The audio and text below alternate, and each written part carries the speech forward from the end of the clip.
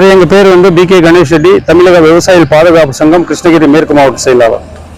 பெங்களூர்ல பருவமழை அதிகமா இருக்கிறதுனால கிளவரப்பள்ளி அணைக்கு வரக்கூடிய தண்ணி அதிகமா இருக்கிறதுனால பெங்களூர்ல இருக்கக்கூடிய தொழிற்பேட்டைகள் கழிவுநீர் அதிகமா அந்த கிளவரப்பள்ளி அணைக்கு வரதுனால கிளவரப்பள்ளி அணையிலிருந்து கீழ் கால்வாய்க்கு வரக்கூடிய தண்ணியில அதிகமா நுரை அதிகமா இருக்குது.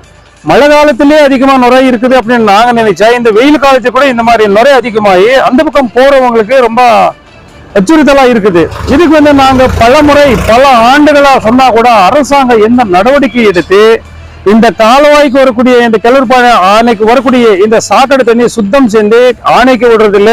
கீழே வருது அந்த மேம்பால் மாதிரி கட்டி அந்த பக்கம் நந்திமங்கலம் அந்த பகுதியை போறதுக்கு அவருக்கு ரொம்ப அந்த ரோடு மேல போகாம இருக்கிறது அந்த அளவுக்கு நுரை உட்காருது. இதுக்கு பல ஆண்டுகள் நாம தமிழக அரசுக்கு மனு கொடுத்தாலும், பல போராட்டங்கள் செஞ்சாலும், பல முறை தொலைக்காட்சி நண்பர்களுக்கு நம்ம பேட்டி கொடுத்தா கூட அரசாங்கம் எந்தவித நடவடிக்கை எடுக்க மாட்டாது. இந்த தண்ணியை சுத்தம் செஞ்சு விவசாயிகளுக்கு அல்லது குடிநீர் பாசனமா ஒசூர் மாநகராட்சிக்கு இந்த தண்ணி தான் பயன்படுத்துறாரு. ஆனா தமிழக அரசு இன்னும் எதுக்கு கொஞ்சம் பின்னாடி அப்படி இருக்குதுன்னு இன்னும் முன்னு வரல அப்படின்னு சொல்லி நம்மளுக்கு கொஞ்சம் வருத்தமா இருக்கிறது. ஒரு மக்கள் நல்லாட்சியில ஒரு இந்த திட்டத்தை பல ஆயிரம் கோடி பல திட்டங்களை ஒதுக்கீடு செய்வாரு. ஆனா இந்த கிளவரப்பள்ளி ஆணைக்கு இந்த திட்டம் கொண்டு வரதுக்கு ஏன் நம்ம தமிழக அரசு ஆளு கொண்டிருக்கக்கூடிய எதிர்கட்சி ஆகட்டும் ஆளுங்கட்சி ஆகட்டும் கொஞ்சம் பின்ன இருக்கிறதுன்னு நம்மளுக்கு ஒண்ணுமே தெரியாம இருக்கிறது.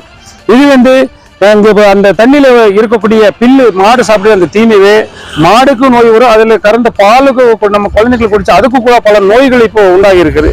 ஆனா எந்த விதத்திலையும் எவ்வளவு முறை நாங்க சொன்னா கூட தமிழக அரசு எந்த நடவடிக்கை எடுக்க மாட்டாது. அதே போல கர்நாடக அரசு கூட சுத்தம் செஞ்சு கிளவரப்பள்ளி அணைக்கு தண்ணி விடணும்னு கூட பல போராட்டம் அதுவுமே நடவடிக்கை இல்லை. இந்த விதத்திலே நம்ம மக்கள் இன்னும் எவ்வளவு நாள் இந்த மாதிரி போராடணும் அப்படின்னு சொல்லி நாங்கள் ஒரு கருத்து தமிழக அரசுக்கு முன்வைக்கிறோம். இது இல்லாத ஒவ்வொரு ஆண்டுமே 4 முறை 5 முறை இந்த மாதிரி நுரை ரோடு மேல உட்கார்ந்து அந்த பக்கம் போறது மக்களுக்கு ரொம்ப அச்சுறுத்தலா இருக்கிறது.